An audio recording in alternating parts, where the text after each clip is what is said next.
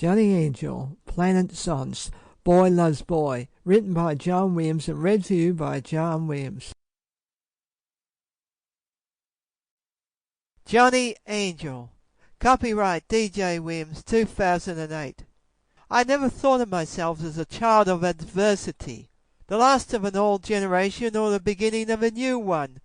Space Station QUARK had been an imperial outpost designed to withstand a rebel fleet.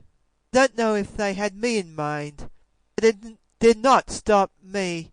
I don't know how many hundred thousands, possibly a million, lived aboard that bus before the Empire just plumb got up and left.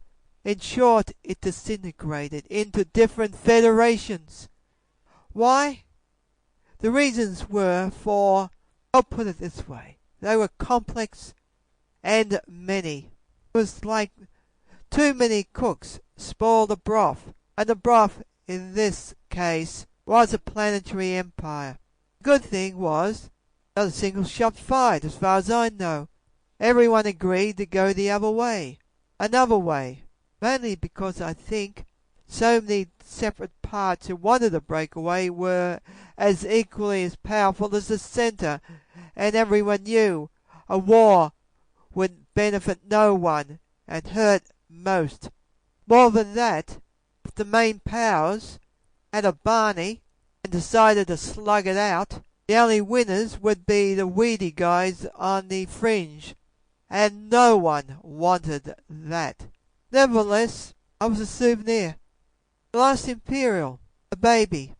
50% of the military aboard Space Station QUARK had been girls, and nature did what nature had to do.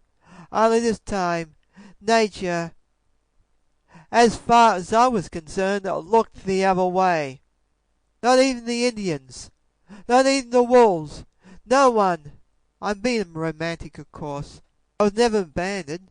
I was just found in my capsule. Suppose like Super Guy, I was supposed to be shot out into space and land in some cutesy-dootsy rural area full of tobacco-chewing hicks.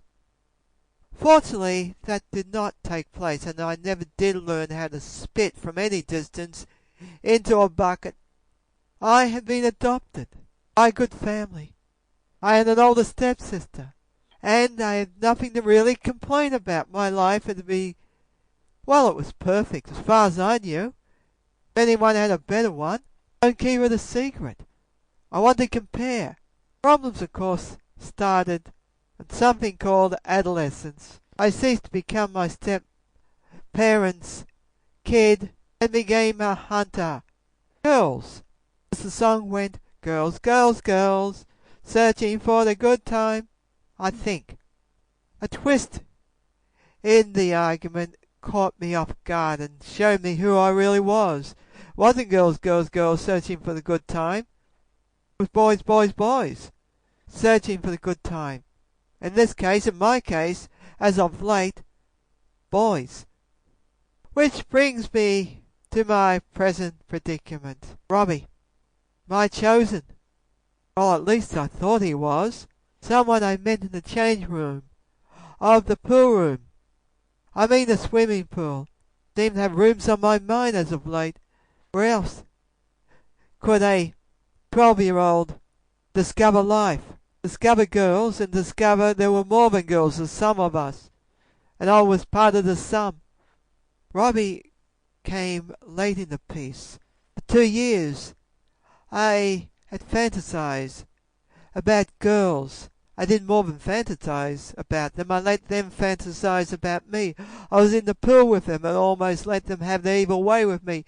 If they could have got away with, they may have. And not that I would have objected. It didn't happen.